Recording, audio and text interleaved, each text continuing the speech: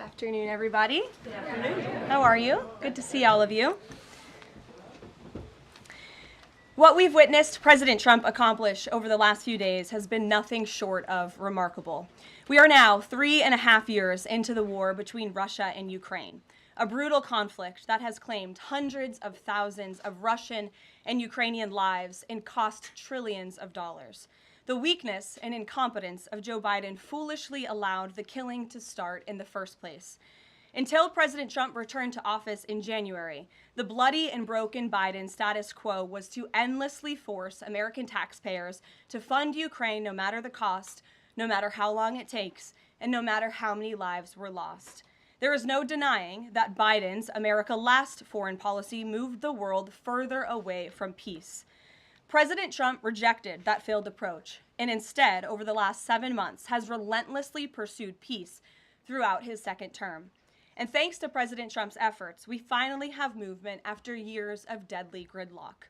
On Friday, as you all know, many of you were there, President Trump hosted Russian President Vladimir Putin in Anchorage, Alaska, for a bilateral meeting. This was the first time President Putin has been to the United States since 2015, and the first time he has met with an American president in years. President Putin publicly confirmed what President Trump has said all along. The war between Russia and Ukraine never would have started in the first place if President Trump were in office. This was always obvious to any person with a shred of common sense. Just look at what took place during the last 4 administrations. Under George W. Bush, Russia invaded Georgia. Under Barack Obama, Russia took Crimea. Under Joe Biden, Russia invaded Ukraine. But under President Trump, Russia did not invade nor take anything. President Trump is the only president this century, Republican or Democrat, who has held Russia in check and ensured peace in Europe. That's because Russia has always greatly respected President Trump and his peace through strength foreign policy approach. But overall, the bilateral talks in Alaska were very productive, and multiple key points were agreed to between the two leaders that truly opened up the door for Phase 2 discussions, which took place yesterday here at the White House, within 48 hours of that meeting in Anchorage, I may add. As you all know, there were many European leaders here, as well as Ukrainian President Zelensky. They all traveled here to meet with President Trump to maintain the momentum and work toward a lasting peace. Across the board, every leader credited President Trump for his decisive leadership that has reignited the dialogue in hopes of finally bringing this war to a peaceful conclusion. 2 quotes in particular capture the progress that was made and the optimism moving forward. Finnish President Alexander Stubb said, "I think in the past 2 weeks, we've probably had more progress in ending this war than we have had in the past 3.5 years. Again, that is the president of Finland, a country that shares a border with Russia. That's what we call the President Trump effect. NATO Secretary General Mark Rutte also summed it up well. Without President Trump, this deadlock with Putin would not have been broken. He is the only one who could do this." Following the encouraging conversations yesterday, President Trump spoke with President Putin by phone, and he agreed to begin the next phase of the peace process, a meeting between President Putin and President Zelensky, which would be followed, if necessary, by a trilateral meeting between President Putin, President Zelensky, and President Trump. As the president said, Vice President Vance, Secretary Rubio, and Special Envoy Witkoff will continue to coordinate with Russia and Ukraine to make this happen as soon as possible. It's very important to remember that before President Trump's landslide victory last November, there was no end in sight to this bloodshed. Now, there may finally be light at the end of the tunnel and an opportunity for lasting peace. That's because President Trump is the peace president, and American leadership is back on the world stage. It should not be lost on anyone in this room that world leaders are coming right here to Washington, D.C. for help. While previous presidents have traveled halfway around the world to apologize for America, President Trump stands up for America, and he has firmly restored America's status as the undisputed leader of the free world. However, one thing that has absolutely not changed is the media's negative and downright false coverage of President Trump and his foreign policy accomplishments. From the beginning of this entire process, much of the left-wing media has been actively rooting against the President of the United States in the pursuit of peace. Initially, the media ridiculously claimed that President Trump was somehow beholden to Russia for even agreeing to have a face-to-face discussion with President Putin inside of the United States. The media said President Trump was making a grave mistake by, quote, legitimizing Putin. They were aghast that President Trump would treat another world leader like a world leader. The media relentlessly attacked President Trump and claimed he suffered a, quote, major defeat for not immediately emerging with a final agreement, even though he said heading into that meeting, this was a meeting to listen and to understand how to move the ball forward. All weekend following those historic U.S.-Russia bilateral talks, we listened to clueless pundits on television trying but failing to claim that the president had failed. The so-called experts in the foreign policy establishment, whose record is nothing but endless wars, trillions of wasted taxpayer dollars, and dead Americans, have the nerve to try and lecture President Trump, who has solved 7 global conflicts in 7 months, about peace. This is the same president, by the way, who brokered the Abraham Accords in his first term, on top of more than half a dozen other peace deals this year alone, as I just said. We also saw yesterday the president of Ukraine and all of the other major leaders of Europe fly across the Atlantic Ocean to meet President Trump at the White House because of the progress that was made, and that, if you ask the media, failed meeting, but it was not. It was highly productive and it was successful. This is why Americans' trust in the mass media is at a lowest point in more than 5 decades. Diplomacy is a delicate process, and instead of reporting the facts about what is happening here at this White House and what is happening between this president and other leaders around the world, many outlets in this room continue to try to actively undermine the president and sabotage the efforts towards peace. That is why I felt the need to set the record straight. In other news, on the home front, President Trump's efforts to make D.C. safe again are working. There have been a total of 465 arrests since the start of this operation on Thursday, August 7th. Last night, there were a total of 52 arrests, including the arrest of an illegal alien MS-13 gang member with convictions for DWI and drug possession. Thanks to President Trump's leadership and the outstanding work of both federal and local law enforcement, dangerous gang members like the one picked up last night will not be allowed on the streets of our nation's capital. Other arrests last night included assault with a deadly weapon for stabbing, parole violation for robbery, murder, outstanding warrant for attempted murder, assault on federal law enforcement officer, and felony assault. 4 more homeless encampments were also removed during yesterday's reporting period. To date, a total of 48 homeless encampments have been cleared in Washington, D.C. by multi-agency teams. MPD patrol units are actively working with city officials to locate and clear additional encampments and remove homeless residents off of Washington's streets. And despite fake narratives from the media, again, a significant number of the arrests have been in high crime areas of D.C. In fact, nearly half of all of the non-illegal alien-related arrests have occurred in wards 7 and 8, the 2 wards that have the highest number of violent crime, as well as homicides and assaults with dangerous weapons last year. So while Democrats continue to coddle violent criminals, President Trump and this administration are focused on putting them behind bars and unapologetically standing up for the safety of law-abiding American citizens. And the White House will continue to provide all of you with the results of this operation in the days ahead. So with that, I will take your questions today. Here in our new media seat today, we have Jack Posobiec, who joined us in Anchorage, Alaska last week. Jack, thanks for being here. Why don't you kick us off? Karoline, thanks so much. So a couple of questions regarding the status of these peace talks. Obviously, we saw the President and President Putin there in Anchorage. We saw the world leaders here yesterday with this summit. We've heard phrases like coalition of the willing. We've also heard Article 5-like guarantees. When it comes to the security guarantees, what is the current status of that? I know the President earlier today mentioned boots on the ground would be UK, France, Germany possibly, but unequivocally said no U.S. troops on the ground, but U.S. coordination. Can you elaborate on that, and what would the red lines be? Sure. Well, you got to the heart of what I was going to say to all of you today on security guarantees, which is the President has definitively stated U.S. boots will not be on the ground in Ukraine, but we can certainly help in the coordination and perhaps provide other means of security guarantees to our European allies. The President understands security guarantees are crucially important to ensure a lasting peace, and he has directed his national security team to coordinate with our friends in Europe and also to continue to cooperate and discuss these matters with Ukraine and Russia as well.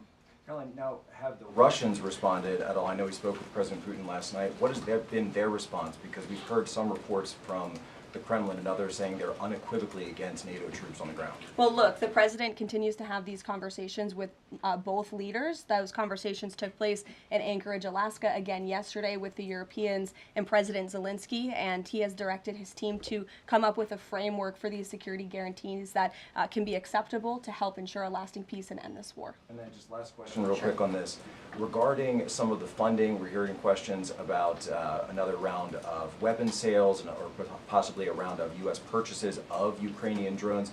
Will that money be funded by the U.S. taxpayers? Are we finally going to see an end to the U.S. taxpayer-funded, seemingly endless mandate for these foreign wars? Well, the president is very sensitive to the needs of the American taxpayer, and immediately upon entering office back in January, he made it very clear that we're not going to continue writing blank checks to fund a war very far away, which is why he came up with the very creative solution to have NATO purchase American weaponry because it is the best in the world, and then to backfill the needs of the Ukrainian army and the Ukrainian people and their military. So that's the solution the president has came up with. We'll continue to see that forward. As for any additional sales, I'll have to defer you to the Department of Defense. Thanks so much. Thanks, Jack. Kelly. What has President Trump learned that tells him that Vladimir Putin would be willing to make a deal for him, for President Trump?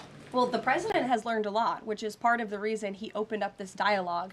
The previous administration, who oversaw the beginning of this war, refused to talk. And President Trump has always said, in order to learn, in order to move the ball forward with diplomacy and towards peace, you have to have open dialogue. And so that's why the president has had several conversations by phone and, of course, an in-person meeting last Friday with President Putin. He also has talked to President Zelensky dozens of times, had him here at the White House yesterday, and he's understanding what both sides want, what both sides are going to have to give up. And he has always said, in order to get a good deal, both sides are going to have to walk away a little bit unhappy. So he continues to learn a lot throughout these conversations, which is why we've seen progress from both sides. And I would also just add, when it comes to learning and moving the ball forward, look at how both Russia and Ukraine have actually talked directly for the first time in many years, thanks to the efforts of this president and this administration. Specifically for President Trump, though, what do you think Putin's motivation is to try to do something for President Trump, as opposed to just resolving the conflict? I think, as I just spoke to in my opening remarks, Kelly, Russia and all countries around this world actually respect the United States again, and the president is using the might of American strength to demand that respect from our allies, our friends, our adversaries all around the world. And we've seen that not just lead to progress with Russia and Ukraine, but also we've seen it in the closing of 7 global conflicts around the world as well. We've seen it with the release of hostages in Gaza. You've seen it with the end of the conflict between India and Pakistan, which could have resulted in a nuclear war if we had not had a president who believed in the strength and the leverage that comes with the job of being the President of the United States of America. Rachel. Thanks, Caroline. Heading into Alaska, a lot of the focus in the talk was on this trilateral meeting between these 3 leaders. Can you explain how this went from a trilateral meeting involving President Trump to now the focus being on this bilateral meeting without the president first? Well, look, the president has spoken to both leaders about this, and both leaders have expressed a willingness to sit down with each other. And so our national security team will help both countries do that. Ultimately, the president has always said that there are areas of disagreement in this war that will have to be discussed and decided upon by these 2 countries. And so he wants these 2 countries to engage in direct diplomacy. He's said that from the very beginning, which is why he's agreeable to the idea of having President Zelensky and President Putin get together. And I understand accommodations for that meeting are underway. As soon as we hear more details, we'll be sure to let all of you know. And just a quick follow-up. We know as of right now there is no ceasefire in place. We've seen Russia continue its attacks on Ukraine. What indications is the president getting from Putin that he wants to have this meeting with Zelensky soon? Because he spoke to him directly yesterday. And he expressed that Haley, sooner rather than later. He spoke to that directly yesterday, and the president put that in his statement that he gave to all of you, the news media, knowing you'd be asking following that conversation in the effort of transparency. Haley. Hey, thanks, Caroline. You You made clear no U.S. boots on the ground. Is the president considering U.S. boots in the air as a form of a security guarantee? Look, that was something the president mentioned on his interview this morning. It is an option and a possibility. I won't certainly rule out anything as far as military options that the president has at his disposal. I'll let him do that. I can tell you he's definitively ruled out boots on the ground. Sure. Thanks, Caroline. Just about the possible venue for the talks, can you confirm that Putin suggested Moscow as a venue for the bilateral talks? And if so, doesn't that indicate that Putin is perhaps not serious about this, that he's suggesting a venue that there's no way that Zelensky is going to go to? Look, I'm not going to litigate the private conversations between the president and President Putin, aside from what the president himself has already spoken on. But I can tell you there are many options that are being discussed by our national security team right now with both parties. Can you give us an indication of where? I just told you we'll provide you details as soon as we can. Thank you for trying, though. Libby. Thank you, Caroline. I wanted to ask about the National Guard troops. How is the White House coordinating with how they're being placed in D.C., what areas? And then also, how long should people here in the district anticipate the National Guard to be on the ground patrolling the streets? I don't have a timeline for you, Libby, but we will keep you posted on that. I think the president, as you know, and this administration, he came to this briefing room with members of his cabinet to lay out the rationale and the reasoning for federalizing the National Guard here in Washington, D.C., and for our work with the Metropolitan Police Department to make our district safer. We've seen violent crime has taken the lives of far too many residents here in our nation's capital, and the president wants to make it safe again. And as for the coordination efforts, this interagency team is meeting and talking daily. In fact, there's a meeting taking place right now in the West Wing with members of the interagency task force to continue to discuss not just the National Guard deployment, but also how we can continue to remove public safety threats off of the streets of Washington, which, as the numbers I just showed you prove, they are doing every single night. I will just reiterate, 465 total arrests and counting since the start of this operation. I believe 11 or 12 days ago, I'll have to check the calendar, but those are pretty remarkable results. If not for this task force and their high level of coordination and the leadership of this president, there would have been 465 more violent criminals on the streets of this capital that you all live in every day. So I think we should all be very grateful for that. Stephen. Thank you, Caroline. Three questions about the D.C. crackdown. Sure. First, I was wondering if you could clarify something President Trump said. He mentioned getting rid of the slums where criminals live. Was he talking about tents or permanent residential buildings? And then the mayor has expressed an interest in clarifying how much of a focus illegal immigration enforcement is as part of this crackdown. Can you say anything about that? Sure. And third, any preview on the beautification? 3 questions. I'll try to answer all 3 of them pointedly for you. First, when it comes to what you said, and the president said, the slums of Washington, D.C., he's referring to the most dangerous communities, neighborhoods, and streets in this city where, unfortunately, violence has ravaged these communities and taken the lives of, again, far too many law-abiding D.C. residents. We know on July 5th of this year, just more than a month ago, a 3-year-old beautiful young girl was shot and killed in her car with her family in one of these communities, which is why there has been a surge, despite what many of you have been falsely reporting. And I believe it was the Washington Post who put out a map claiming it to be fact-based when it was just based on, I don't know, accounts that they've heard on the street, not actual statistics and data. So we went and reconfigured the numbers, and as I said, nearly half of all the non-illegal alien-related arrests have occurred in wards 7 and 8 in the District of Columbia, where we know, excuse me, there's the highest rate of crime. So we'll continue to do that. And what was your second question, Stephen? Legal immigration,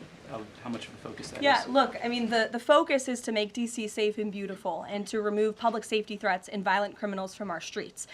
If federal law enforcement, with the help of the Metropolitan Police Department, come across illegal aliens, of course, we are going to abide by this administration's policy of law and order, and we are going to remove illegal criminals from our nation's capital. They will be detained and deported, just like they are in every other community across the country. Kristen. First question is, whose idea was it to change the next steps from a trilateral to a bilateral meeting? It was an idea that evolved in the course of the president's conversations with both President Putin, President Zelensky, and the European leaders yesterday. And as you saw, Kristen, with all of those European leaders leaving the White House, including the NATO Secretary General, they all agreed that this is a great first step. And it's a good thing that these two leaders are going to be sitting down together, and the president expects that to happen. And how long is Trump willing to wait and operate in good faith for Putin to actually arrange a meeting before he intervenes? Look, the president has put tremendous public pressure to bring this war to a close. He's taken actions, as you've seen, sanctions on India and other actions as well. He's made himself very clear that he wants to see this war end, and he has scoffed at the ideas of others that have been raised that we should wait another month before any meeting takes place. The president wants to move, and he wants to bring this war to an end as quickly as possible. Just a clarification on Sean. something you said earlier about Putin agreeing to the meeting. The Kremlin seemed to indicate that Putin did not firmly agree to a bilateral. Did he agree to have a sit down with just Zelensky on the phone? I can assure you that the United States government and the Trump administration is working with both Russia and Ukraine to make that bilateral happen as we speak. Sean. Hey, if the point is to get everybody on the same page, why wouldn't Trump just take the call from Putin while the other leaders were in the room? He said it would be disrespectful to do that. But why is it disrespectful? With all due respect, only a reporter from the New York Times would ask a question like that, Sean. The president met with all of these European leaders at the White House 48 hours after sitting down with President Putin on American soil. In fact, there was so much progress in the readout that was given to these European leaders immediately following his meeting with President Putin that every single one of them got on a plane 48 hours later and flew to the United States of America. And if I could just read for all of you some of the statements from those European leaders yesterday, you had President Zelensky himself saying it was a very good conversation. It was really good. We spoke about very sensitive points. The Secretary General, Mark Rutte, it was the president, only because of the president, that this deadlock was broken, but with President Putin by starting a dialogue. So these leaders, who this war is in their backyard, are very grateful that the president took that call and that he was there to provide them with a readout of Russia's thinking on this, something that was not done by the previous administration at all. Catherine. Thank you. Is the White House looking at Budapest as a possible location? I'm not going to confirm or deny locations. We'll provide you with details as soon as we can. Just following up on Kristen's question, I understand that the White House is working and allies are working to make this meeting happen, but did Putin promise to do a meeting with Zelensky, a direct meeting, in the coming weeks? He has, and I just answered that question for you. Franco. Thanks. I just want to clarify. So you are saying that President Trump is considering U.S. pilots and U.S. aircraft potentially supporting European or Ukrainian forces? The president spoke to that himself this morning when he called into Fox and Friends, and I would defer you to his answer. You can read it directly yourself. In addition, can I ask, no boots on the ground, Steve Witkoff's talking about Article 5-like security guarantees. Can you talk about what other Article 5-like security guarantees that are being considered if it's not boots on the ground? These are very sensitive diplomatic discussions that are currently taking place literally as we speak. So I will leave it to the national security team, and I'll leave it to the president to have those private discussions with these leaders as we try to bring this war to an end. And can I ask one Mary more? Margaret, go ahead. Thanks, Caroline. Two questions, if that's okay. So on these meetings, I know you said that the trilateral will take place if necessary. Do you think that we might not need the trilateral and that Zelensky and Putin might come to this conclusion on their own? And then as a follow-up, I know the president said on Fox News this morning that he's partially seeking peace in order to get to heaven. Was he joking, or is there spiritual motivation behind his peace deals here? I think the president was serious. I think the president wants to get to heaven, as I hope we all do in this room as well. Annie. Thanks, Caroline. I'm just shifting gears to the Department of Justice for a minute. Can you walk us through why another deputy FBI director was named? Does Trump have any displeasure with how the FBI has been being run to date? And then I have a question about the antitrust. No, Andrew Bailey is extremely qualified. As you know, he's been serving with honor as the Attorney General of Missouri, and he's been brought on as another set of very credible and experienced hands to work alongside the current Deputy Director, Dan Bongino, under the leadership of the Director, Kash Patel, and the Attorney General, Pam Bondi. And the FBI has been doing a tremendous job. We've seen their agents out on the streets as part of this interagency task force here in Washington. But the crime that they've been stopping here in Washington, they've been doing this for 7 months all across the country. In fact, there's been 19,000 arrests by the FBI nationwide. That's more than double last year in the same time period.